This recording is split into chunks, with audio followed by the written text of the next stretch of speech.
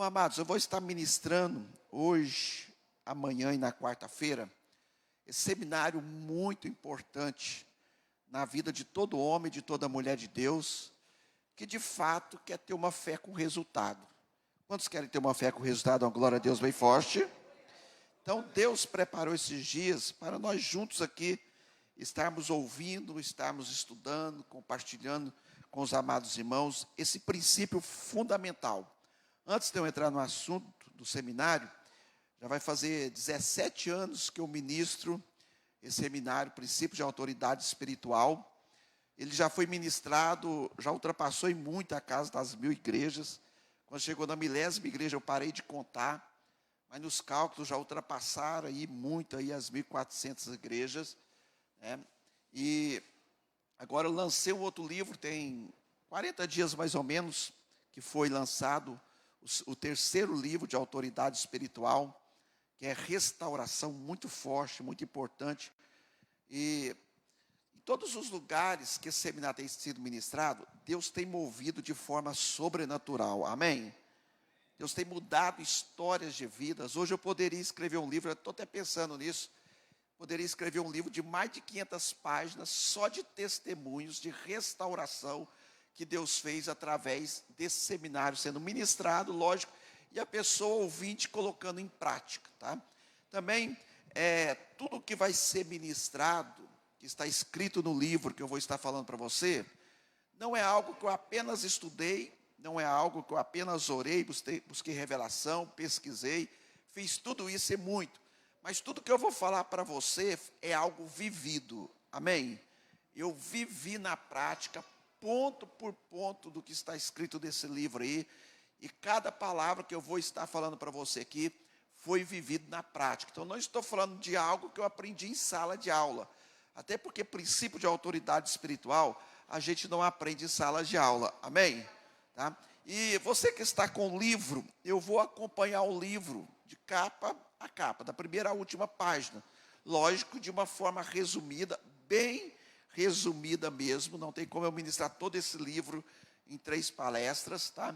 Mas eu vou resumir bastante, e de vez em quando eu vou te localizar, estou lá na página tal. Quando eu falar a página que eu estou para você, é só você ir virando que você vai conseguir me acompanhar.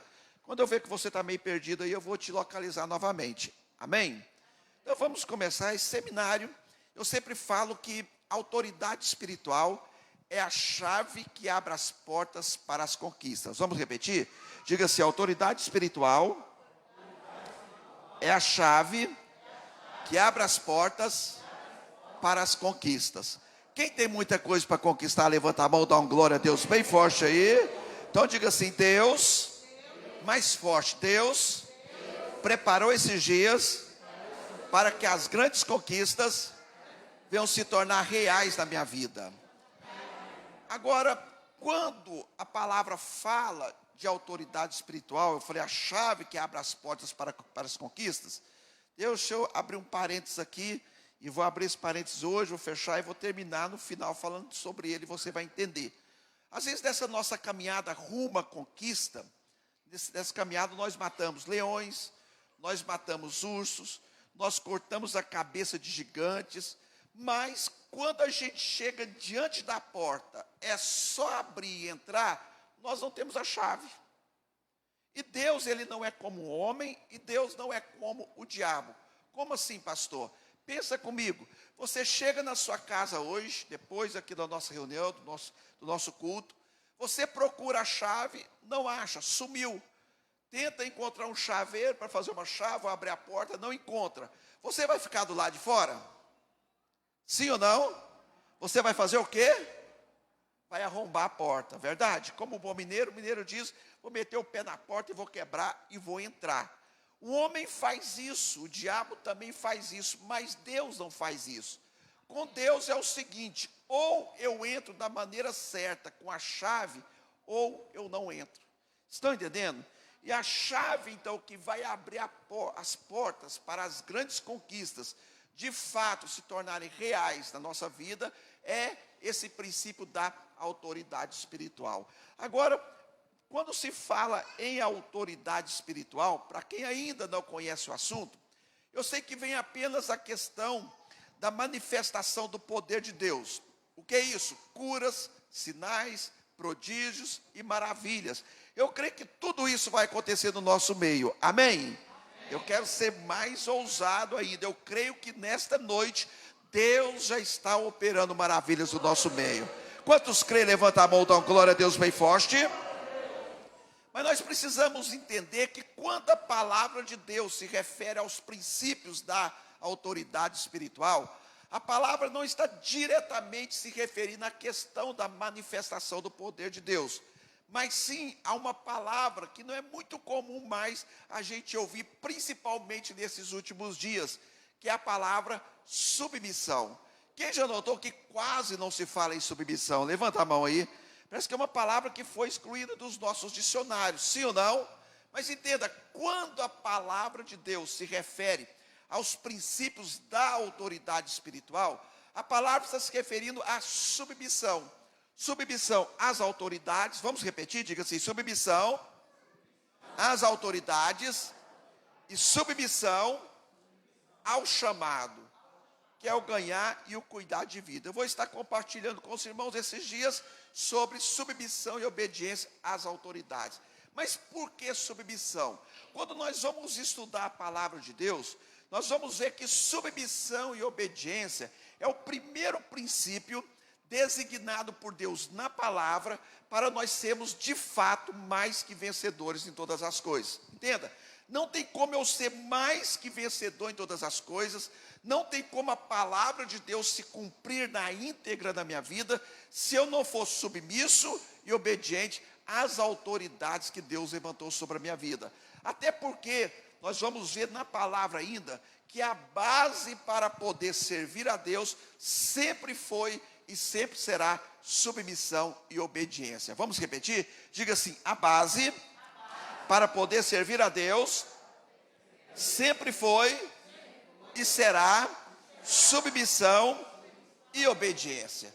Agora, queridos, esse princípio, ele é um princípio que ele não tem valia somente ao que diz respeito ao espiritual, ou seja, questão de igreja, mas ele é um princípio que ele vale em todas as áreas da nossa vida, ou seja, onde quer que nós estejamos, nós temos que ver a autoridade e nos submetermos a ela, amém?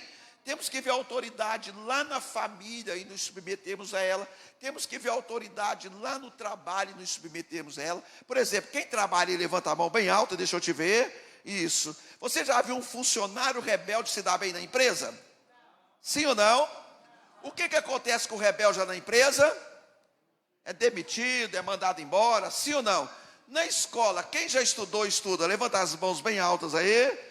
Você já viu um aluno rebelde se dar bem na escola? O que acontece com o rebelde na escola? É reprovado, outros são expulsos, sim ou não? Até na saúde nós temos que ver esse princípio e nos submetermos a ele. Existem as normas estabelecidas para nós termos uma boa saúde, entenda? Se nós não formos submissos e obedientes a essas normas estabelecidas para termos uma boa saúde, cedo ou tarde nós vamos sofrer consequências terríveis da nossa saúde, sim ou não? Por isso que em tudo nós temos que ver esse princípio da autoridade espiritual e nos submetermos a ele. Mas pastor, por que ainda é tão importante eu ter esse conhecimento da autoridade espiritual? Para mim é o mais importante de tudo, é porque Jesus está voltando, amém? Quantos crê que Jesus pode voltar agora? Levanta a mão, dá uma glória a Deus bem forte. Eu creio que a vinda de Jesus está mais próxima de nós do que nós imaginamos. Quantos crê assim? Levanta a mão. Jesus pode voltar, talvez eu nem vou terminar de ministrar essa palavra e ele vai voltar. Você crê assim comigo? Mas o que está acontecendo nesse tempo de fim? Em que a qualquer momento, a qualquer instante, Jesus vai voltar. A igreja está crescendo, a igreja está avançando. Eu ando em todo esse Brasil praticamente, eu vejo o crescimento, o avanço, o desenvolvimento da igreja. Mas, ao mesmo tempo que a igreja está crescendo, a igreja está avançando, o diabo nunca trabalhou como tem trabalhado nesses últimos dias. Qual o objetivo do diabo trabalhar tanto nesses últimos dias?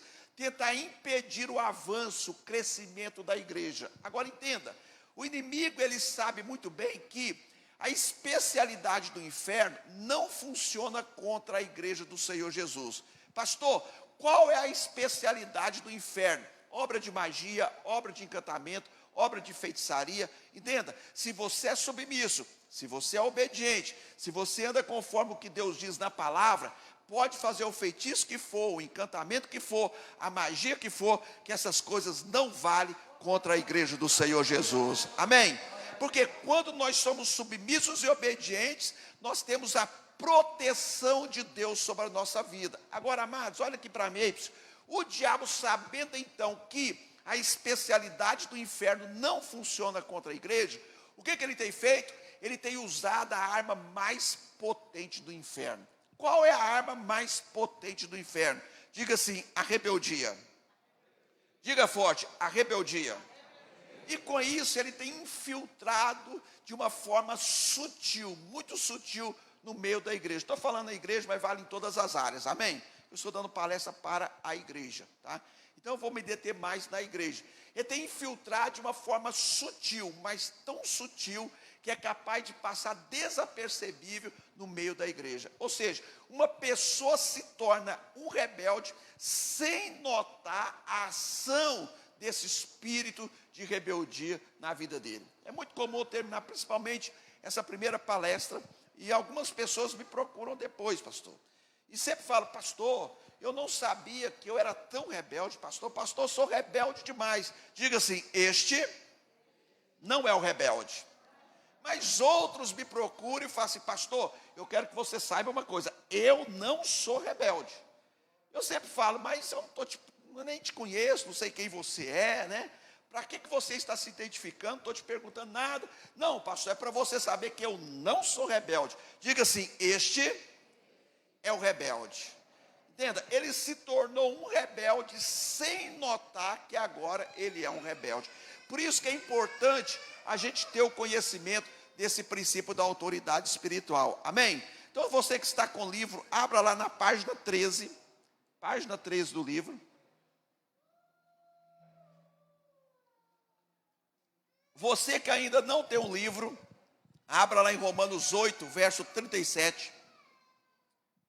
Se você tem, me acompanha, é bom que você anota alguma coisa que Deus possa falar mais com você. Romanos 8, o verso 37. É o texto base de todo esse seminário. Aí no livro eu começo a falar a partir do verso 31, mas vamos ler apenas o 37 para a gente poder ganhar tempo. Diz aí, mas em todas estas coisas, porém, somos mais que por meio daquele que nos amou. Queridos, quando nós olhamos para esse texto, se nós começássemos a ler, a partir do verso 31 até o verso 37 de Romanos 8, nós vamos nos depararmos aqui com 7 perguntas. Essas perguntas não estão registradas na palavra por acaso. Se há perguntas, é porque Deus exige. Vamos lá? Se há perguntas, é porque Deus exige resposta. Quando Deus usa Paulo para fazer essas perguntas, aprimora a igreja de Roma, e hoje para nós, Deus aqui ele exige resposta de 2 partes. Quais são elas? A primeira parte é a parte de Deus. Diga assim, a parte de Deus. A segunda parte é a parte do homem. Bate no peito e fala assim, a minha parte.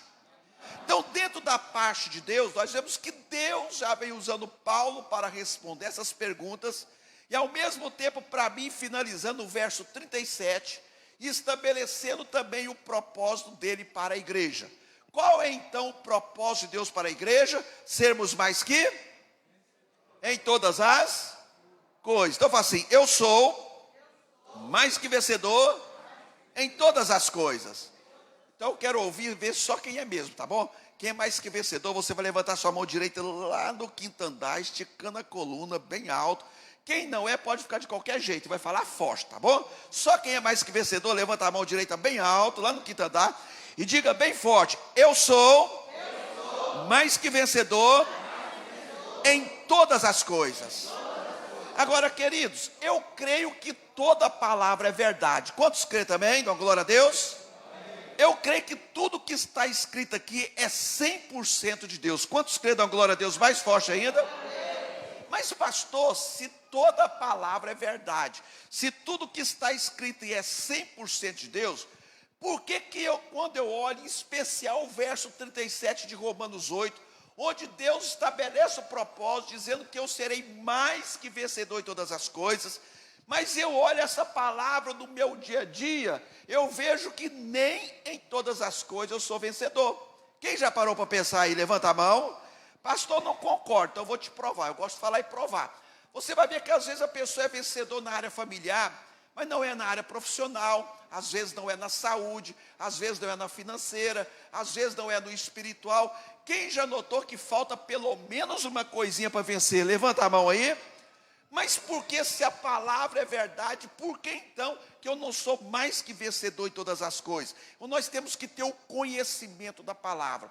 Quando Deus estabelece o propósito aqui para a igreja, Ele está dando resposta da parte dEle. A parte de Deus eu chamo também de posição legal, lá na página 14 do livro. Posição legal, diga assim, posição legal. O que é uma posição legal? É tudo aquilo que já é nosso por direito.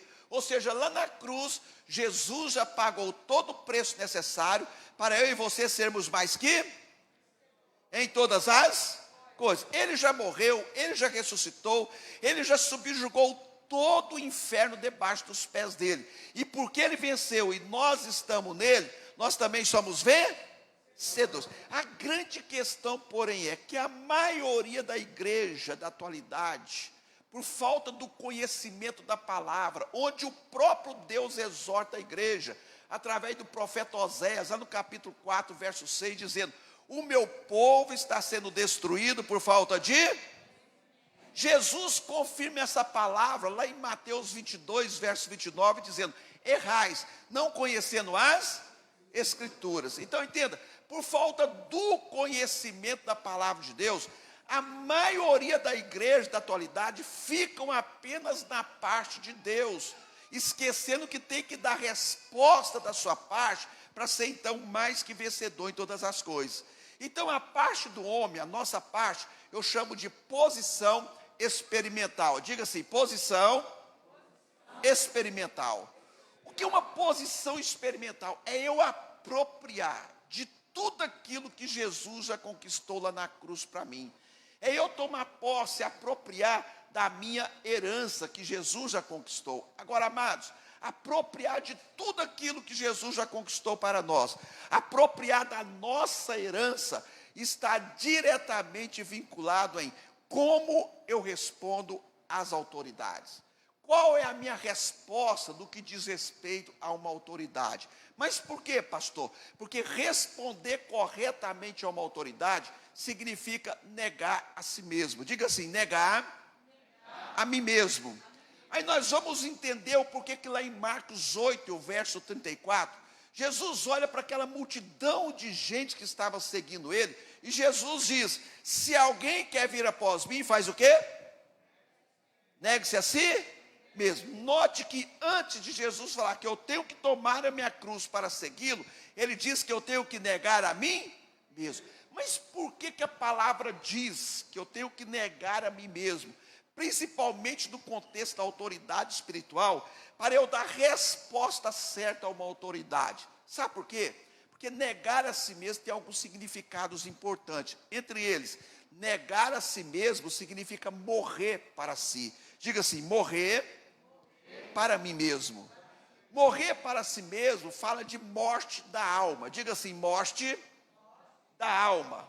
O que é a alma do homem? A alma do homem, para você entender direitinho, tem pelo menos 3 funções básicas. Quais são elas? Diga assim, mente, diga forte, mente, vontade e emoções.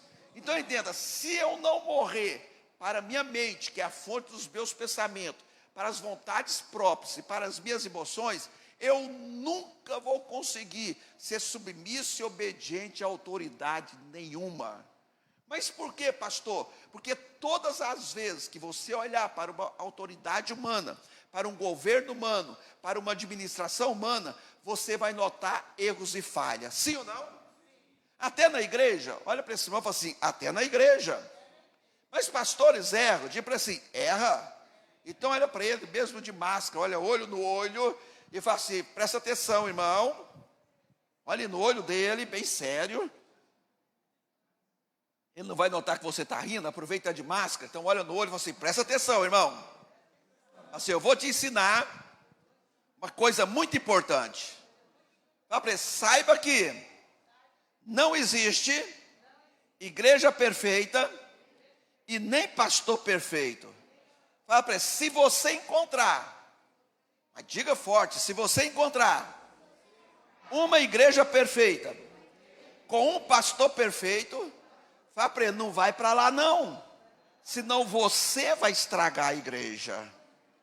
Você está entendendo? A questão é que tem muita gente procurando uma igreja perfeita. Ei, tem muita gente procurando uma igreja que não erra, uma igreja que não falha, pastores que não erram, pastores perfeitos. Entenda, querido, eu venho para te falar, isso você nunca vai encontrar aqui na terra. Até porque igreja é lugar de gente imperfeita. Significa que se eu e você estamos aqui, é porque ainda há muita imperfeição na nossa vida para ser tratada. Amém?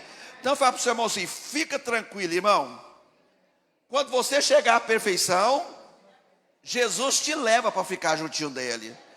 Fala para ele, se você está aqui, é porque o negócio está feio para você ainda. Estão entendendo? Eu fui ministrar numa igreja uns anos atrás. Eu sempre conto esse testemunho que é muito oportuno para você compreender esse momento. Chegou uma pessoa para mim, pastor Daniel, pastora Rose, depois da palavra, falou assim, pastor, tem 1 ano e meio que eu aceitei a Jesus como meu Salvador. E neste 1 ano e meio, eu já mudei de igreja 14 vezes. Eu estava pensando em mudar de igreja de novo. Eu falei, mas por que você muda tanto de igreja, irmão? Não, pastor, é porque no começo é tudo igual, é tudo maravilhoso, é tudo perfeito. Mas passam uns dias, eu vou ver que a igreja que eu estou é igual ou pior da que eu saí. Aí eu mudo de igreja para ver se eu encontro uma igreja perfeita. Falei, sabe por quê? Começo é lua de mel. Diga assim, começo é lua de mel. Quem é casado aí, levanta as mãos, só quem é casado. Isso. Vamos voltar na lua de mel? Lá na lua de mel, nos primeiros dias do casamento ali, o marido percebe que a esposa fala demais. Aqui as mulheres não falam demais, né? Sim ou não? A mulher levanta aquele dia, pá, pá, pá, pá, pá, pá, pá, pá, pá, pá, pá, pá, pá, e o marido vai passar, a mulher vai atrás, pá, pá, pá, pá, pá, pá, pá, pá, pá, pá, pá, e vai para o banheiro, a mulher fica pá, pá, pá, pá, pá. O marido dá vontade de falar, cala essa tua boca, mas é lua de mel. Ele fala o quê? Fala, meu amor, que eu te escuto. É assim ou não é? Lua de mel, né? Na lua de mel, a mulher não percebe que o homem é muito organizado, porque o homem é muito organizado. Sim ou não, mulheres? O homem é tão organizado, mas é tão organizado, que ele termina de tomar banho. Qual que é o lugar preferido de colocar a toalha? Onde? Acontece isso aí também. Ele chega da igreja hoje, ele tira o sapato, põe lá no lugarzinho certinho. Sim ou não? É um pé na sala, outro pé lá na porta, onde senta joga a camisa, sim ou não? Mas na lua de mel, a mulher pega a toalha, o sapato, a camisa, a meia, guarda no lugarzinho certinho, dando glória a Deus, aleluia. Sim ou não? Na igreja é a mesma coisa. Sabe para o seu irmão assim, na igreja é a mesma coisa. O começo é a lua de mel. A gente, por mais que nota erro, o erro passa desapercebível. Sim ou não? A gente não percebe que na igreja, aqui não tem isso, né? A gente não nota que a igreja tem fofoqueiro, tem gente que tem barudo. Aqui não tem essas coisas, amém? E só tem lá em Brasília, mas nós estamos mudando Brasília, né? Mas na lua de mel, mas fala para o seu irmão assim, um dia, a lua de mel acaba. Ei, e quando a lua de mel acaba, a gente vai notar que a igreja não é tão perfeita como nós pensávamos. A gente vai ver que na igreja tem erros, tem falhas. A gente vai ver que na igreja tem fofoqueiro, só que não, amém? Na igreja tem gente que vai reparando a vida dos outros, só que não, amém? Fala para o seu irmão, você quer uma vacina, né, pastora Rosa? Tá? Entende? E se você for mudar de igreja, todas as vezes que você vê um erro ou uma falha em uma pessoa, querido, você nunca vai se firmar em lugar nenhum. Você nunca vai enraizar a sua fé. Estão entendendo? Amém? Quer uma igreja perfeita? Fala para o seu irmão assim, quer uma igreja perfeita? Fala, você tem que morrer de verdade. Mas morra salvo e preparado, amém? Senão o negócio fica pior, né? Mas negar a si mesmo significa ainda que o meu maior inimigo não é o diabo. Que isso, pastor? Eu vou te provar. A palavra diz, operando Deus, quem impedirá? E eu te pergunto, o diabo pode impedir o agir de Deus na nossa vida? Sim ou não? Ele pode impedir a promessa cumprir? Sim ou não? Não, ele é um inimigo, sim, mas ele é um inimigo vencido. Jesus já venceu ele por nós, amém? Quem é o meu maior inimigo, pastor? Bate no peito e fala, eu. Fala assim, eu. Sabe por quê? Se eu não quiser, a promessa não vai cumprir. Se eu não quiser, eu não serei abençoado. Ou seja, o homem, com as suas atitudes erradas, é o único que pode impedir o agir de Deus na vida dele. E nós vamos ver isso confirmado na palavra, lá na página 17, ou Gálatas 2:20, ali diz o seguinte, Gálatas 2:20, ou na página 17 do livro, que diz, já estou crucificado com Cristo, e vivo, não mais eu, mas Cristo vive em mim. E a vida que agora viva na carne, viva na fé do Filho de Deus, o qual me amou e a si mesmo se entregou por mim. Vamos entender esse texto? Olha aqui para mim, um texto muito recitado, muito conhecido pela igreja. Quem aqui já está crucificado com Jesus? Levanta a mão e dá um glória a Deus bem forte aí. Então vamos ver se está mesmo. Fala para o seu irmão, vamos ver se está mesmo. Vamos fazer um teste. Qual é o teste, pastor? É fácil. A palavra diz, se o meu eu já está crucificado na cruz, eu não vivo, mas é Jesus que vive em mim. Como é que eu sei que o meu eu está crucificado na cruz e que Jesus vive em mim de verdade? É muito fácil fazer o teste. É que quando Jesus vive de fato na vida de um homem, ele está no governo, no controle da vida deste homem. Como é que eu sei que é Jesus que está no controle, no governo da minha vida? É muito fácil fazer o teste. É que quando Jesus governa e controla de fato a vida de um homem, este homem não tem mais direito e nem razão. Ou seja, todas as vezes que um homem quer ter direito, todas as vezes que um homem quer ter razão, significa que o eu desse homem desceu da cruz, ressuscitou na vida deste homem, e agora não é mais Jesus que está no controle, no governo da vida deste homem, mas é o eu desse homem que voltou a governar a vida dele. Mas vamos ver confirmado na palavra. Vira a página do seu livro, página 18. Quem não tem o livro, 1 Samuel 24, verso 4 ao verso 6. 1 Samuel 24, verso 4 ao verso 6. Vamos ver confirmado aí na palavra. Está tudo na Bíblia. 1 Samuel 24, verso 4 ao verso 6. Página 18 do livro. Encontraram? Amém? Diz aí, então os homens de Davi lhe disseram, eis aqui o dia do qual o Senhor te diz, eis que eu te entrego nas tuas mãos o teu inimigo, e far-lhe-ás como te parecer bem a teus olhos. E levantou-se Davi, e mansamente cortou a orla do manto de Saul. Sucedeu, porém, que depois o coração de Davi doeu, por ter cortado a orla do manto de Saul. E disse aos seus homens, o Senhor me guarde, de que eu faça tal coisa ao meu Senhor, ao ungido do Senhor, estendendo eu as minhas mãos contra ele, pois é ungido do Senhor. Vamos entender esse texto para você ver a importância desse princípio da autoridade espiritual, da gente colocar em prática. Quando nós olhamos para esse texto aqui, nós temos aqui dois personagens principais. Quem são eles? Davi e... Quem era Saul? Vamos forte, quem era Saul? O rei é uma autoridade. Vamos forte, quem era Saul? O rei é uma autoridade. Agora, que tipo de autoridade era Saul? Saul era uma autoridade corrupta, Saul era uma autoridade mentirosa, uma autoridade assassina. Resumindo, Saul era uma autoridade totalmente reprovada por Deus. Se fosse em nossos dias, Saul seria uma autoridade que não valia nada, mas era autoridade. Vamos lá? Mas era autoridade. Agora, quem era Davi? Davi era um jovem que tinha uma promessa de Deus liberada sobre a vida dele. Qual era a promessa? Um dia o profeta Samuel vai à casa de Davi, unge Davi, dizendo que ele seria o novo. Ele já era o rei. Ele tinha uma promessa. Quem aqui tem uma promessa de Deus liberada na vida? Levanta a mão, dá uma glória a Deus bem forte aí. Isso. Quem tem muitas promessas liberadas? Balança a mão, dê 3 glórias a Deus bem forte aí. Vamos entender algo? Pastor, por que a promessa está demorando tanto para cumprir na minha vida?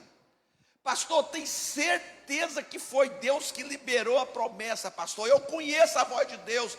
Pastor, mas faz tanto tempo, entra ano e sai ano e nada de promessa. Ei, por que a promessa está demorando tanto para cumprir na nossa vida?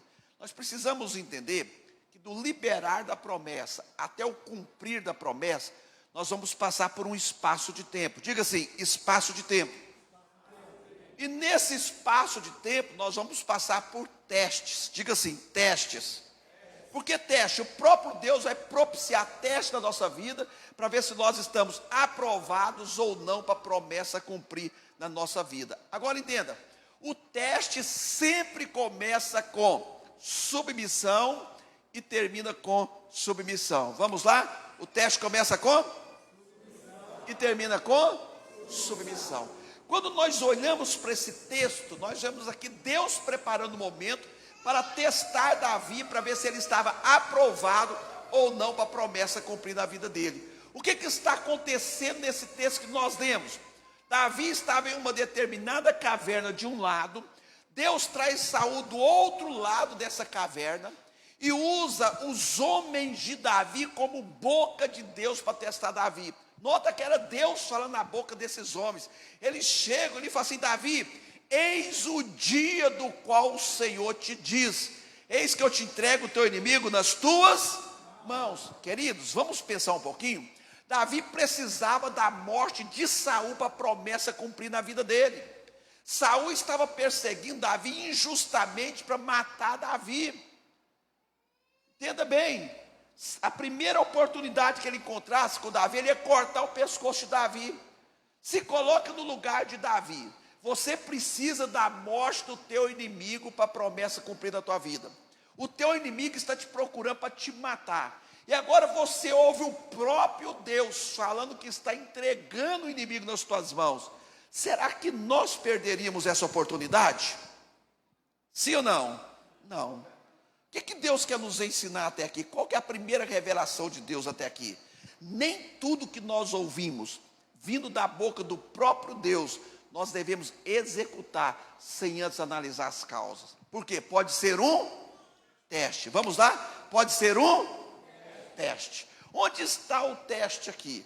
Quando Deus fala, eis que eu te entrego o teu inimigo nas tuas mãos, vamos trazer para a nossa linguagem de hoje. O que Deus está falando? Davi, eu estou fazendo a minha parte. Saul não presta, é um bandido, é um assassino, é corrupto, está levando a nação toda ao pecado, ele já está reprovado para ser o rei é para ser você, a promessa é para você, Davi. Eu estou fazendo a minha parte. Se você matar Saul, você tem todo o direito. Se você matar Saul, você tem toda a razão. Davi, eu estou te entregando ele nas tuas mãos, mas tem uma coisa, olha o teste aí. E far-lhe-ás como te aparecer bem a teus olhos. Ou seja, Davi, é você que decide o que fazer com a autoridade. Então, cutuca esse irmão e fala assim, é você, diga forte, é você que decide o que fazer com a autoridade. E a minha decisão vai valer como resposta, não é quando a autoridade está certa, não é quando eu estou de acordo com a autoridade ou satisfeito com a autoridade, não. Porque momentos assim são fáceis da gente ser submisso e obediente, sim ou não? O grande teste é, e quando a autoridade erra? E quando eu não estou satisfeito, eu não estou de acordo com a autoridade? Entenda, momentos assim, a nossa atitude vai determinar se teremos vitória ou derrota. O que uma pessoa principalmente ouve ou fala de uma autoridade, na hora que essa autoridade errou, na hora do descontentamento, vai determinar se essa pessoa terá sucesso ou fracasso na vida. Resumindo, o que uma pessoa fala ou ouve de uma autoridade, quando vê erros, falhas da autoridade, vai determinar o rumo da vida dessa pessoa. Olha aqui para mim. Sabe por que tem muitos crentes na igreja com a vida amarrada, pastora, que ora, busca a Deus, sabe, está em todos, mas a vida não rompe, a vida não avança, está amarrada em todas as áreas. Sabe por quê? Não consegue ver o erro da autoridade, fica de boca fechada. Aí sai denunciando, sai falando, sai expondo o erro da autoridade. Quando age dessa forma, escuta, Deus fica impossibilitado de agir na vida dessa pessoa. Estão entendendo? Amém? Davi foi, diz a palavra que foi mansamente. Quando ele chega diante da autoridade, ele corta apenas um pedaço da orla do manto da autoridade. E diz que o coração de Davi doeu. Ele volta para onde estavam os seus companheiros. Me acompanhe no verso 6 de 1 Samuel 24. Olha o cuidado que Davi tem ao expressar uma palavra contra uma autoridade que não valia nada, que queria matar ele. Me acompanhe no verso 6 de 1 Samuel 24. Diz aí: e disse aos seus homens: o Senhor me guarde, de que eu faça tal coisa ao meu Senhor. Vamos parar um pouquinho aqui? Será que nós reconheceríamos uma autoridade tipo Saul, pastor Daniel, como autoridade da nossa vida, pastora Rosa, como Senhor na nossa vida? Davi, além de reconhecê-lo como autoridade, como Senhor, como autoridade, Davi o reconhece como homem de Deus. Davi diz: ao meu Senhor, ao ungido do Senhor, estendendo eu as minhas mãos contra ele. Eu creio que nesse momento houve uma pausa, levantou um Pedrão ali. Sempre tem um Pedrão no agrupamento de pessoas, sim ou não? Quem é o Pedrão? Aquele que fala demais, aquele que não consegue ficar calado, aquele que questiona tudo, aquele que é contra tudo, né? Você conhece alguns Pedrões lá fora? Quem conhece? Aqui não tem, só lá fora, né? Entende? Eu creio que tinha um Pedrão, ele falou: Davi, eu não estou entendendo mais nada, Saul não presta, não vale nada, está te procurando para te matar, você precisa da morte dele para a promessa cumprir a tua vida, para mudar a sua história e a nossa também. Deus te entrega Saul nas tuas mãos e você não faz nada, Davi. Não estou entendendo mais nada. Davi termina dizendo: sabe por que eu não fiz nada com ele? Porque ele é ungido do Senhor. Ou seja, ele ainda é autoridade. Questão de autoridade não cabe a mim resolver. A autoridade quem colocou foi Deus. E Deus está no controle. Se tem que tratar, se tem que matar, se tem que tirar, é Deus que vai fazer isso. Tem mais: se a promessa para cumprir na minha vida depender de eu matar Saul, essa promessa nunca vai cumprir na minha vida. Sabe por quê? Eu não vou estender as minhas mãos contra ele, porque ele é ungido do Senhor. Nota que quando Davi dá essa resposta, não àqueles homens, mas a Deus, logo Deus trata com Saul, Deus mata Saul e a promessa então se cumpre na vida de Davi. Então diga assim: a promessa, mais forte, a promessa só cumpriu na vida de Davi após ele vencer o teste da submissão. Então levanta sua mão lá no quinto andar, bem alto, estica a coluna, isso. Olha para aquela promessa que vai mudar toda a sua história. Olha para aquela promessa que, se cumprir agora, muda todo o seu destino. Olha para ela e diga assim: a promessa, diga com fé, a promessa só vai cumprir na minha vida após eu vencer o teste da submissão. Mas a palavra me mostra um outro exemplo, que é Moisés, lá na página 21 do livro. Moisés venceu os testes mais difíceis que tem para o homem vencer na vida.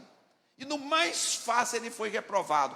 Pastor, quais são esses testes tão difíceis que tem para o homem vencer na vida? Primeiro, Moisés venceu Mamon. Diga assim: Moisés venceu Mamon. Quando que Moisés venceu Mamon? A palavra diz que ele rejeitou ser chamado filho da filha de Faraó. Antes preferiu ir para o deserto, ser tratado por Deus. O que está acontecendo aqui? Ele está vencendo Mamon. Pastor, o que é esse negócio de vencer Mamon? Vamos trazer para os nossos dias, para você ver como que esse teste é muito difícil.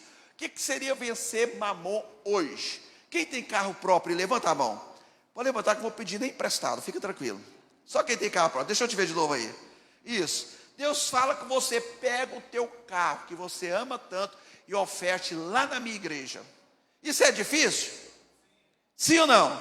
Difícil, meu já foi 3. O primeiro doeu demais, né? Que foi o primeiro, mas não foi o quarto que eu estou devendo. Isso é vencer Mamon. O que seria vencer Mamon ainda para você ver como que é difícil? Quem trabalha, e deixa eu te ver de novo, levanta a mão, ensinando no quinto andar. Isso. Você vai receber seu salário agora contadinho. Está contadinho ou está sobrando muito? Não que está faltando não, que é maldição. Pelo menos contadinho, né? Contadinho. Aí você vai lá, recebe o seu salário e começa a dividir as fatias. Vou pagar isso, fazer compra, papapá. Não está sobrando? Vamos lá, não está sobrando? Nada. Aí Deus fala com você. Pega todo o seu salário. Fala para o seu irmão assim, todo o seu salário. Contadinho. Coloque no envelope. E oferte tudo. Isso é difícil? Sim ou não? Difícil. Isso é vencer Mamon.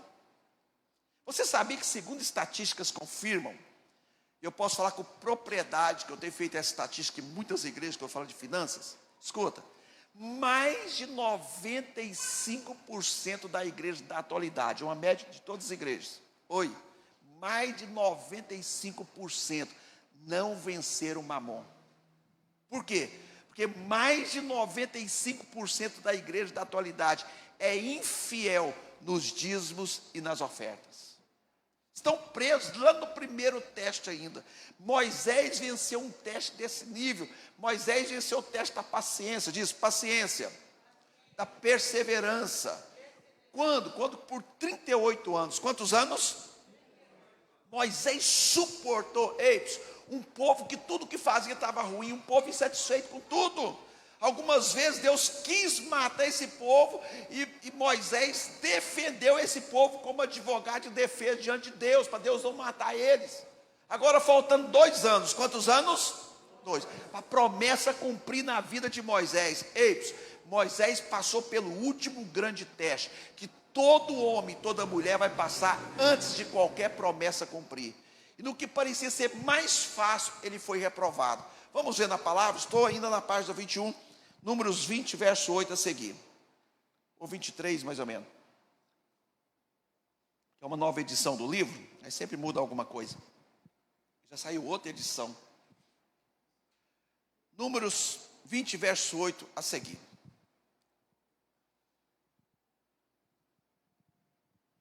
Diz aí, no verso 8, Deus fala para Moisés: pegue o bastão ou o cajado, ou o varão em outras traduções, que está em frente da arca da aliança, e depois você e Arão reúnam o povo, e na frente de todos eles falai a rocha. Então deixei aberto, olha aqui para mim. Qual foi a ordem de Deus para Moisés? Vamos forte, qual foi a ordem de Deus para Moisés? Lá no verso 11, para a gente ganhar tempo, diz aí que Moisés levantou a mão e bateu 2 vezes na rocha com o cajado. Qual foi a ordem de Deus para Moisés? O que Moisés fez? Bateu. Se a gente fosse analisar esse texto com os olhos humanos e naturais, deixa o espiritual de lado, nós aprovaríamos a atitude de Moisés e o chamaríamos de homem de fé. Por quê? Me acompanha aí. No verso 8 Deus fala: fale a rocha, dela sairá água. No verso 11 diz que ele levantou a mão, bateu 2 vezes na rocha com o cajado e saiu muita água. Outra versão diz que saiu água em abundância. Então o milagre aconteceu, sim ou não? E aconteceu em abundância. Só que, ao bater na rocha, Moisés quebra o princípio da autoridade espiritual e automaticamente entra no princípio da rebelião, que é o princípio de Satanás, fazendo então uma aliança com o diabo contra aquilo que Deus queria fazer naquele momento. Nota que imediatamente, eu falei quando?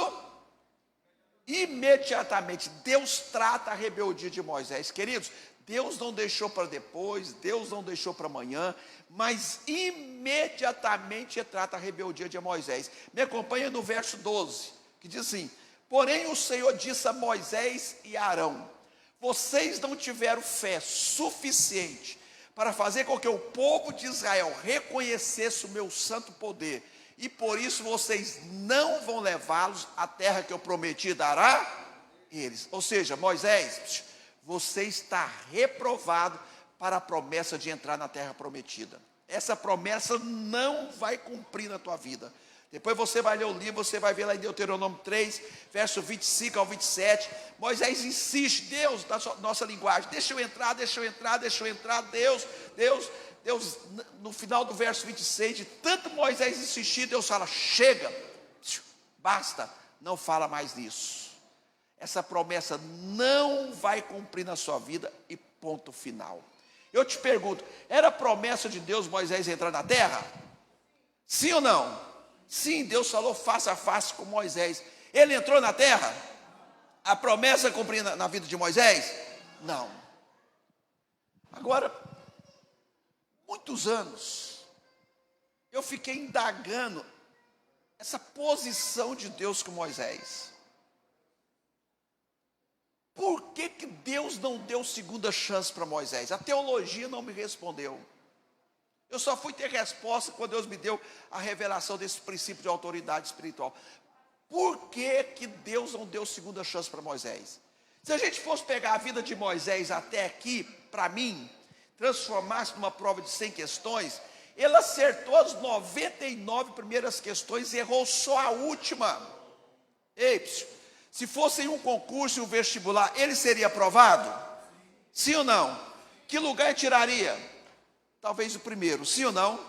Mas para Deus ele foi reprovado. O que Deus quer nos ensinar com isso? Primeiramente, que para Deus não importa como nós começamos.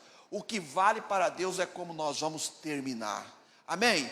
Então fala assim: para Deus, o fim é mais importante do que o começo. Sabe por quê, queridos? Todo rebelde começa muito bem. Você nunca vai ver um rebelde no começo já entrando, falando mal da empresa, falando mal do patrão, falando mal do trabalho, questionando o horário de trabalhar. Na igreja a mesma coisa. O rebelde no começo, ele é o melhor membro da igreja, pastora Rosa. Ele se destaca entre os melhores. É até injusto fazer comparação com o rebelde do começo com outro mais antigo. Estão entendendo? Ele é o melhor. Ele faz tudo. Diga-se, o rebelde faz tudo. Então ele começa muito bem, mas termina muito mal. Por isso Deus não deu segunda chance para Moisés. Mas por que ainda que Deus não deu segunda chance para Moisés? Entenda, Deus não costuma dar segunda chance a rebeldes. Diga assim: Deus não costuma dar segunda chances a rebeldes. Nós temos que entender quem é o rebelde. Depois você vai ler na página 73 do livro, tá? Você vai chegar até o rebelde. Às vezes tem sintoma de rebeldia que ainda tem cura. Mas o rebelde mesmo, escuta, eu afirmo com certeza absoluta, nem Deus muda a história da vida dele. Sabe por quê? O rebelde mesmo, ele nunca se arrepende. Diga assim: o rebelde mesmo nunca se arrepende.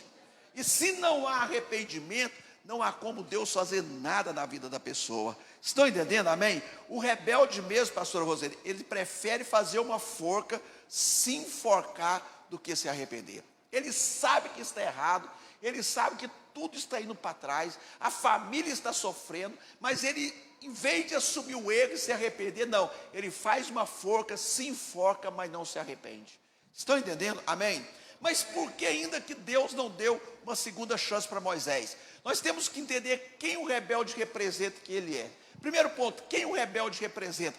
Todo rebelde é o representante direto do anticristo. Ou seja, ele é o precursor, o assessor direto do anticristo. O que é isso, pastor? O que faz? Ele está preparando o povo. Quando o anticristo vai reinar, que nós não vamos estar mais aqui, amém? O que vai acontecer com o povo ficar? Vai ser preparado pelo rebelde de hoje, entende? Para a era da rebeldia, que é a era do anticristo. E o povo não vai mais se escandalizar, assustar com a rebeldia da era do anticristo. Eu te pergunto, isso já está acontecendo hoje em dia? Sim ou não? Vamos fazer um exemplo aqui?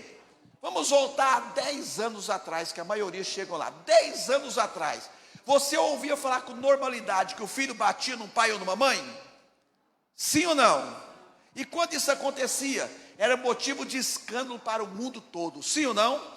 Todo mundo ficava escandalizado, saber que o filho batia num pai ou numa mãe. Ei, e hoje, o filho bate no pai, bate na mãe, mata a família toda, sai a notícia, nem a igreja se assusta mais com esse tipo de notícia. Sim ou não? Significando o quê? Que o espírito de rebeldia está tendo sucesso dentro da própria igreja. Entende? Eu lembro quando eu era garotinho, eu passava diante de uma pessoa de mais idade do que eu, pedia bênção e chamava de senhor. Quem já fez isso aí? Levanta as mãos, eu faz. Hoje a maioria dos filhos não pedem bênção nem para os pais mais. Você que tem papai e mamãe, independente da sua idade, talvez você não sabe o poder da palavra de um pai ou de uma mãe. Deus te abençoe, meu filho. Estão entendendo? Amém? Então nós vemos que a rebeldia está tomando conta. Por isso Deus não deu segunda chance para Moisés. Quem é o rebelde? A palavra diz que quando eu me uno com Deus, eu me uno com Deus em um só espírito. Quem está unido com Deus em um só espírito, então glória a Deus bem forte aí. Significa que eu, você e Deus somos um. O contrário também é verdade. Quando a pessoa se une com o diabo, ela se une com o diabo em um só espírito. E todo rebelde, diga assim, todo rebelde. Embora todo rebelde é bonzinho, diga, todo rebelde é bonzinho, é simpático, é carismático, é bom de papo. Rebelde chega para você, o meu amado, te abraça, te beija. Eu estava tão preocupado com você. Não é que toda pessoa que abraça e beija é rebelde não, amém? Mas todo rebelde é meloso. Ele conquista o povo no carisma, na simpatia dele. Ele rouba o coração do povo com o carisma dele. Estão entendendo? Todo rebelde, ele é inteligente. Diga assim, todo rebelde é inteligente, é habilidoso, é cheio de dons. Escuta, o rebelde, ele chega no ambiente e sabe fazer tudo. Ele toca qualquer tipo de instrumento, ele canta qualquer ritmo de música, ele faz teatro, entende? Se é para consertar um ar-condicionado, é conserta. Se é para pintar uma parede, é pinta. O rebelde, pastores, infelizmente é uma pessoa que sabe fazer tudo e sabe fazer bem feito.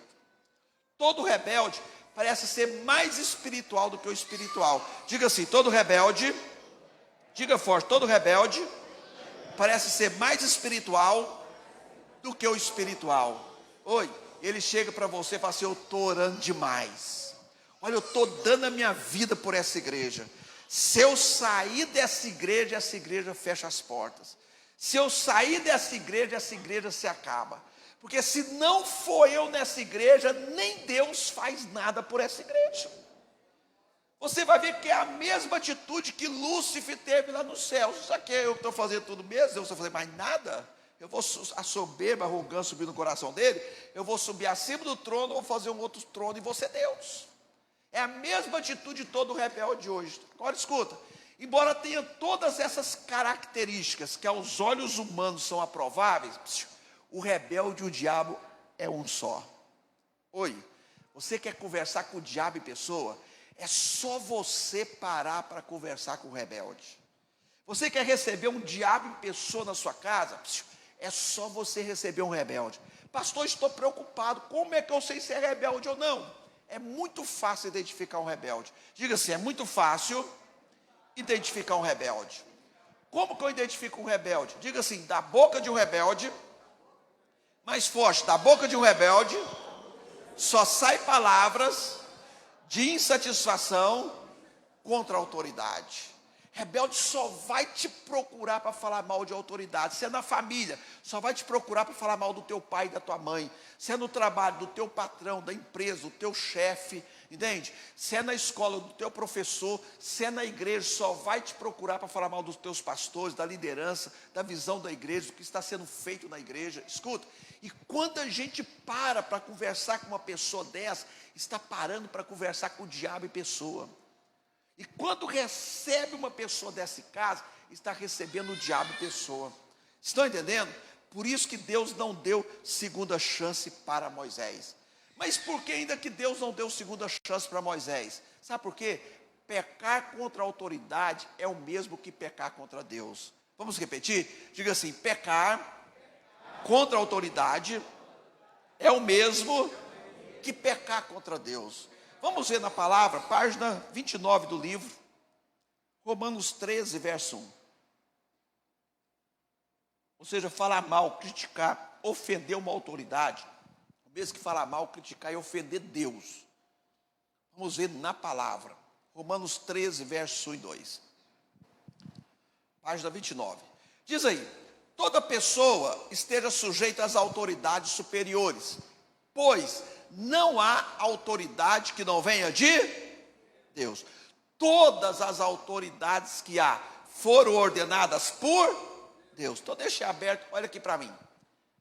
Presta ou não presta, é fiel ou não, serve ou não serve a Deus, está em pecado ou não, é autoridade, foi ordenada por Deus. Aí vem uma pergunta que muitos gostariam de fazer: pastor, e essas autoridades governamentais que nós temos? O que é uma autoridade governamental? Presidentes, senadores, deputados, governos, prefeitos, vereadores, são autoridades? São autoridades? Sim ou não? Então foram ordenadas por Deus. Entende? Mas pastor, eu escrevi um livro, esse livro que eu escrevi, até eu dividi ele em duas partes, já tem um outro livro pronto. Eu passei mais de 5 anos estudando só sobre a autoridade perversa, só para te falar o que eu vou falar aqui. Entende? Porque Deus me mostrou que desde Gênesis até os nossos dias, quem ordena uma autoridade é Ele. Até aí tudo bem. Mas Ele me mostrou que Ele ordena uma autoridade, pastores, conforme o merecimento da igreja. De quem? De quem? Não é do mundo, não. O mundo, a Bíblia diz que jaz do maligno. O mundo tanto faz, é a igreja. Por quê? A igreja é a única que pode trazer a bênção de Deus para a nação, para o estado, para o país, para a cidade. Amém? Mas a igreja é a única também que pode impedir o agir de Deus no estado, na nação, no país ou na cidade. Estão entendendo? E o diabo tem que levar a igreja à rebeldia. Compreende bem? Então as autoridades que nós temos é porque nós merecemos. Aí Deus foi me mostrando, resumindo, para ganhar tempo, né? Nós falamos que essas autoridades são corruptas. São corruptas mesmo? Pode falar sim ou não? Sim ou não? Sim, é comprovado, isso é comprovado, é fato consumado. Mas Deus falou que são corruptos, por quê? Porque são um retrato da igreja, a igreja está cheia de corrupto. Como assim, pastor? Lá em Brasília não tem eleição para prefeito, né? Na penúltima eleição que eu estava lá, de presidente, escuta bem, eu vi gente que diz ser crente, na minha frente, vendendo voto por R$10. O que é isso? Pode falar, o que é isso? Corrupção. Gente que vende a família toda, ó, se você me der isso, aquilo outro, toda a minha família vai votar em você. O que é isso? Pode falar, o que é isso? Corrupção. Quer mudar lá? Primeiro tem que mudar a igreja. O dia que a igreja deixar de ser corrupta, automaticamente nós teremos autoridades que não serão mais corruptos com a gente. Nós falamos que eles são ladrões, eles roubam mesmo? Sim ou não? Sim, é fato comprovado. Mas Deus falou que esse é um retrato da igreja, pastor. Deus falou, a igreja está cheia de ladrão. Pastor, você vem lá de Brasília e me chamar ladrão. Não, não te conheço, não sei nem quem você é. Mas se a carapuça servir, vista que é para você mesmo, amém? Mas não sou eu, é a palavra. Lá em Malaquias 3:8, o Senhor diz: roubará o homem a Deus? Todavia vós me perguntais, em que te roubamos? Em que? Então, quem não é dizimista fiel e não é ofertante fiel, é o quê? Não. E segundo a pesquisa diz, mais de 95%, só aqui nessa igreja que não vale, amém? Em outros lugares, aqui é todo mundo fiel em nome de Jesus, né? Entende? Mais de 95% da igreja da atualidade é ladrão. Olha o nível de ladrão que é a igreja tem coragem de roubar de Deus, que vê tudo, que sabe tudo, não precisa fazer CPI de nada, Lava Jato, Ele sabe tudo. Como que um ladrão desse nível vai ter coragem, vai ter condição de roubar do ladrãozinho daquele que rouba de homens? Então, quer mudar lá? Primeiro tem que mudar a igreja. O dia que a igreja deixar de roubar do Senhor, nós teremos autoridades que não mais roubarão de nós. Por isso Deus não deu a segunda chance, por exemplo, porque pecar contra a autoridade é o mesmo pecar contra Deus. Verso 2 de Romanos 13, diz aí: por isso, quem resiste à autoridade, resiste à ordenação de Deus. E os que resistem trarão sobre si a condenação. Então, olha bem, essa palavra resistir significa se opor e contra. Todas as vezes que uma pessoa se opõe, vai contra uma autoridade, por mais errado que essa autoridade esteja, ela está se opondo contra o próprio Deus. Aí vem consequência. Diga assim: vem consequência. Qual a consequência? A própria palavra responde: os que resistem, os que se opõem, os que vão contra, trarão sobre si o quê? A condenação. Pastor, como que acontece a condenação? Vamos ver na palavra? Anota que essa parte não tem no livro ainda não. Eclesiastes 10, verso 20.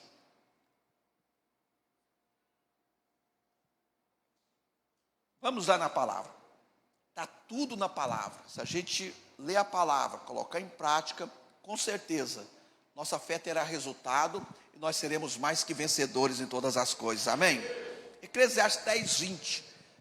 Mostra, por um lado, como que acontece a condenação. Diz aí: nem ainda no teu pensamento amaldiçoes ao rei. O rei é uma autoridade. Agora olha aqui para mim. Por que a palavra diz que nem no meu pensamento, pastor, eu devo amaldiçoar uma autoridade? Porque a palavra diz também que a boca fala do que o coração está.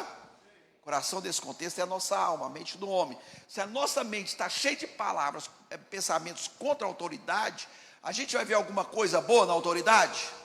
E como consequência só vai falar mal. Continuando: nem no mais interior da tua recâmara amaldiçoes ao rico.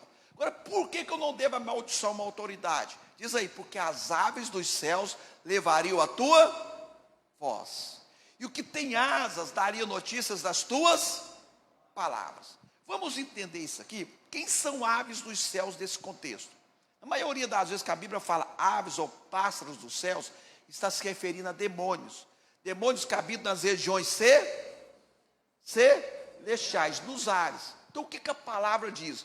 Quando uma pessoa para falar mal de uma autoridade, esses demônios que estão nos ares, ele escolhe a voz dessa pessoa, olha como é sério, e entrega para aquele que tem asas. Quem é o que tem asas? O antigo Lúcifer, ele era um querubim, e o querubim, eles têm asas. E diz que agora Satanás, ele vai dar notícias dessas palavras. Vai dar notícias para quem, irmãos? Para Deus. A palavra diz que Satanás é o nosso acusador diante de Deus. Ele é o que? Nosso acusador diante de Deus. Vou fazer um teatrinho rapidinho para você entender direitinho. Olha aqui para mim. Não tem nenhum Jerônimo aqui não, né? Eu sempre uso Jerônimo, porque quase não tem Jerônimo, né? O Jerônimo está reunido com outras pessoas aqui. E o Jerônimo começa a falar mal de uma autoridade. Esses demônios que estão aqui nos ares, eles vão gravar a voz do Jerônimo. Vão o quê? O Jerônimo está falando, eles estão? Depois eles vão pegar isso aqui e vão entregar para Satanás. Satanás vai guardar isso aqui para o momento oportuno. Qual o momento oportuno? Por que o momento oportuno?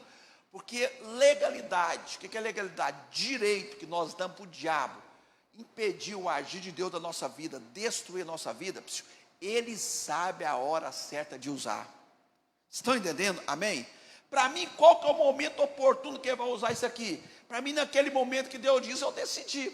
Eu vou cumprir aquela promessa na vida do Jerônimo que vai mudar toda a história dele. Quem tem uma promessa que se cumpriu hoje muda toda a sua história. Dá um glória a Deus bem forte aí.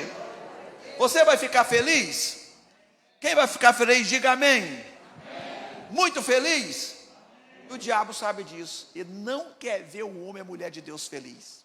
Agora ele sabe que ele não pode impedir o agir de Deus na vida do Jerônimo. Mas somente o Jerônimo com atitudes erradas pode impedir o agir de Deus na vida dele. O que é que ele faz?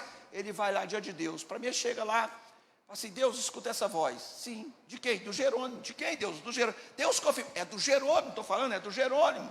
Você está ouvindo aí? Lá no dia tal, na hora tal, ele estava reunido com outras pessoas e ele estava falando mal de uma autoridade. E o diabo vai usar a palavra como defesa, porque é um princípio. Diga assim: é um princípio.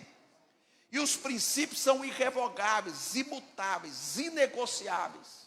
Estão entendendo? Até porque quando Deus deixou registrado o princípio, ele deixou registrado também a recompensa para o submisso e obediente, mas deixou registrada a punição para o rebelde. E o que está escrito é o que tem que acontecer. Às vezes nós esquecemos disso, mas o diabo não esquece, você sabe disso. Estão entendendo? Depois você quer ver isso com muita nitidez, anota para você ler Deuteronômio 28.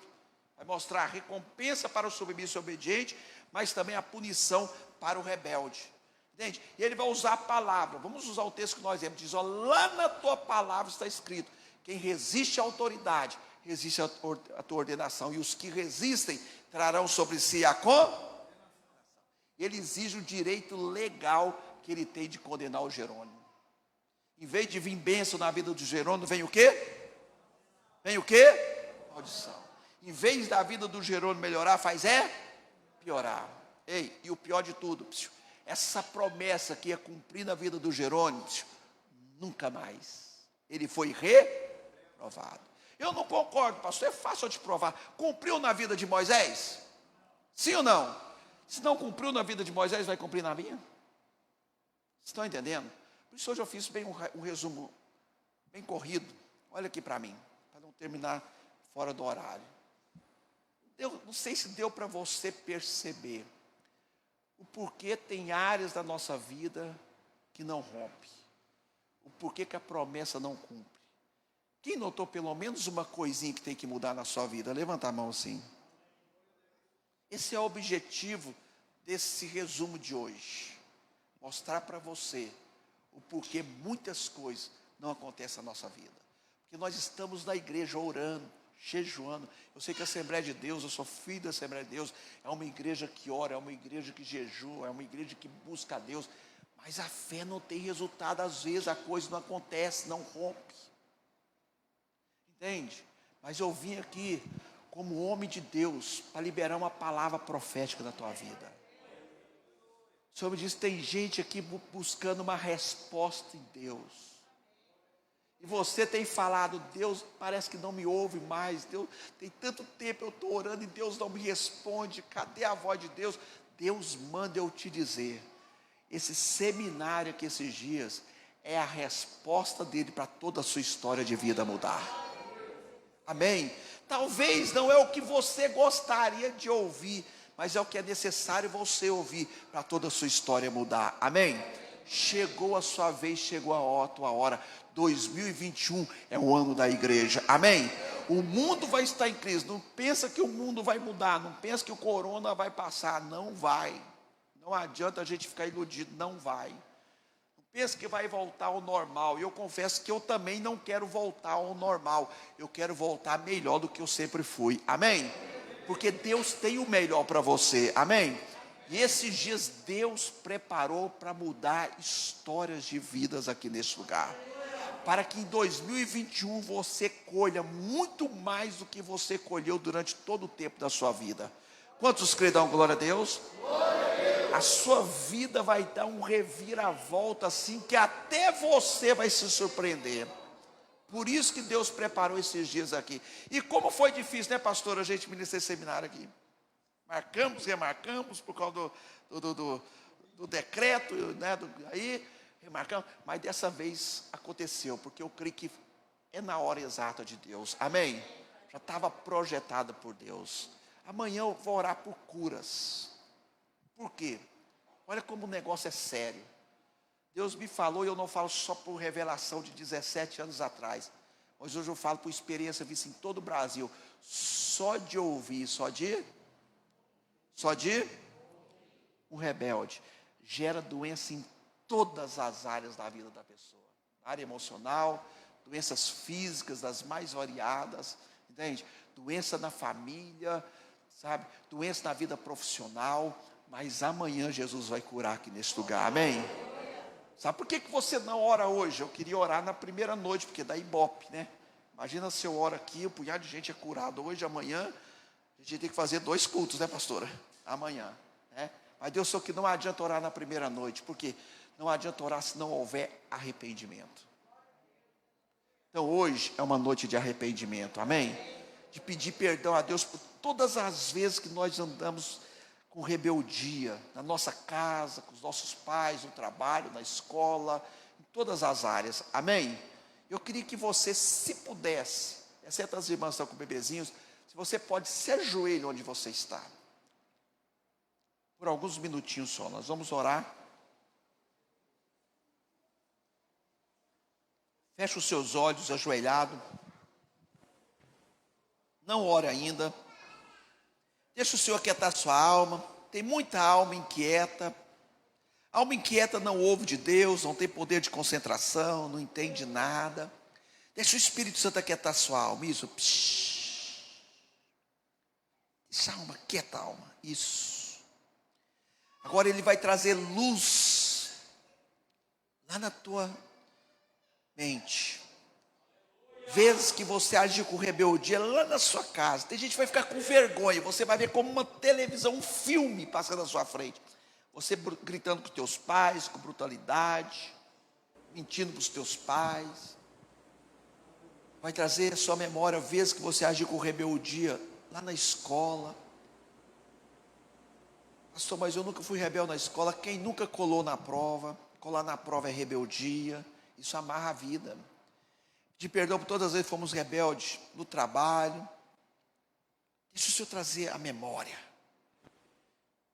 Esse que você foi rebelde na igreja. Isso. Agora você vai abrir a sua boca e vai orar, pedindo perdão. Não é hora de orar em línguas, é hora de orar com entendimento. Peça perdão, começando lá da sua casa. Chora, rasga o coração diante de Deus. Essa oração vai determinar o seu sucesso na sua vida, a sua história mudar, as bênçãos se abrir sobre a tua vida. Abra tua boca e ora. Eu quero ouvir você orando. Chora, rasga o coração. Eu sei que eu estou no meio de uma igreja que sabe orar. Então ora, peça ao Senhor. Meu Deus, nós estamos aqui diante do Senhor, nesse momento tão especial que o Senhor preparou para nós como igreja. Eu sei que o Senhor está aqui, a tua presença é real aqui no nosso meio. Meu Deus, eu sei que o Senhor está olhando para cada um de nós. E quando o Senhor olha para nós, o Senhor vê tudo, o Senhor sabe tudo, não tem como ocultar nada diante dos teus olhos, Pai.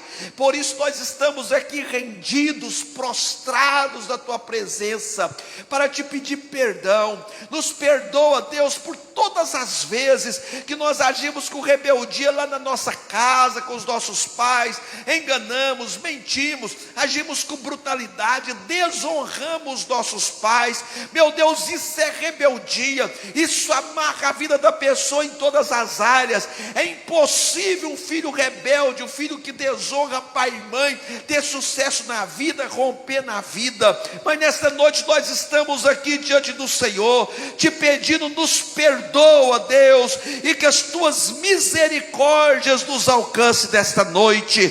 Nos perdoa, Senhor, por todas as vezes que nós agimos com rebeldia lá na escola, com os nossos professores, mentimos, agimos com brutalidade, com enganos. Meu Deus, isso é rebeldia, isso amarra o conhecimento, isso impede da pessoa adquirir a sabedoria. Mas nesta noite nós estamos aqui diante do Senhor, arrependidos, te pedindo, nos perdoa, Pai, e que as tuas misericórdias nos alcance. Nos perdoa, Senhor, por todas as vezes que agimos com rebeldia lá no trabalho, a porta de emprego que um dia fomos trabalhar tão felizes, tão alegres, reconhecendo que o Senhor abriu essa porta para nos abençoar, para a gente crescer, para a gente prosperar, Senhor. Ah, Deus, trabalhamos tão felizes e alegres, gratos ao Senhor, mas um dia paramos para ouvir rebeldes, pessoas falando mal do patrão, pessoas falando mal da empresa, pessoas falando mal do trabalho, do salário, e fomos contaminados. E quantos hoje, Deus, estão agindo da mesma forma ou pior do que esses rebeldes? Fala mal do patrão, da empresa, Senhor. Com isso o ânimo de trabalhar, a alegria de trabalhar foi embora, a vontade de crescer na empresa foi embora. A única coisa que tem vontade é sair dessa empresa. Meu Deus, isso é rebeldia, isso amarra prosperidade, isso impede da pessoa prosperar e avançar na vida. Mas nessa noite estamos aqui arrependidos diante do Senhor, prostrados da tua presença, te pedindo, Senhor, nos perdoa, Deus, e que as tuas misericórdias nos alcance. Nos perdoa, Senhor, por todas as vezes que agimos com rebeldia na igreja, falando mal da igreja, falando mal dos pastores, falando mal da liderança, Senhor, falando mal da visão do que está sendo feito na igreja. Meu Deus, se falar mal de uma autoridade perversa, já vem tratamento e tratamento rápido. Quanto mais falar mal de uma igreja que é a menina dos teus olhos, quanto mais falar mal de um pastor, de uma liderança, de um obreiro, de um irmão que são ungidos do Senhor, vem tratamento e tratamento rápido. Mas nessa noite pedimos, Pai, nos perdoa, Senhor, e que as tuas misericórdias nos alcance. Nos perdoa, Senhor, por todas as vezes que agimos com rebeldia, falando mal de uma autoridade governamental. Meu Deus, é tanta coisa que a gente vê, é tanta coisa que a gente ouve, e por falta do conhecimento desse princípio de autoridade espiritual, nos tornamos presas fáceis das mãos do diabo. Ele armou armadilha e nós caímos. Mas nessa noite aqui, estamos aqui reconhecendo que um dia tivemos atitudes rebeldes, sintoma de rebeldia, mas estamos aqui diante do Senhor, te pedindo, nos perdoa, Deus, que as tuas misericórdias nos alcance, e que o Senhor nos dê uma nova chance para recomeçarmos, e recomeçarmos bem a partir de agora, e com isso ver as promessas se cumprirem em nossas vidas, e com isso ver os sonhos sendo concretizados na nossa vida, e podemos erguer a nossa voz e dizermos: de fato, nós somos mais que vencedores em todas as coisas. Meu Deus, é o que nós oramos e te pedimos nesta noite, em o nome de Jesus, amém? Fique em pé. Antes de eu passar para a pastora, eu já vou estar passando para ela. Deixa eu te dar uma orientação muito importante. Queridos, esse seminário é uma guerra espiritual muito violenta. Essa primeira palestra é a mais difícil de ser ministrada. Essa primeira palestra é uma guerra muito forte. Se os seus olhos espirituais fossem abertos, talvez você não conseguiria ver o que está acontecendo no reino do Espírito agora. Então entenda, o diabo não quer que a igreja tenha esse conhecimento, porque ele sabe que se a igreja tiver esse conhecimento e colocar em prática, de verdade, em todas as áreas, nós seremos mais que vencedores, amém? Com isso nós vamos ser o povo de verdade mais alegre da face da terra, e as pessoas lá fora, começando dentro da sua casa, vai ver o resultado da sua fé, vai ver o resultado de servir a Deus e vai querer te seguir, vai ver a sua alegria e vai querer vir junto com você servir esse Deus. E o diabo não quer isso, entende? Por isso, eu venho para te falar, ele vai fazer de tudo para você não estar amanhã e nem quarta-feira aqui. Mas eu quero motivar você a vencer essa guerra, amém? Você pode vencer a guerra. Fala assim: eu posso vencer essa guerra. Diga assim: eu vou vencer essa guerra. Gente, então não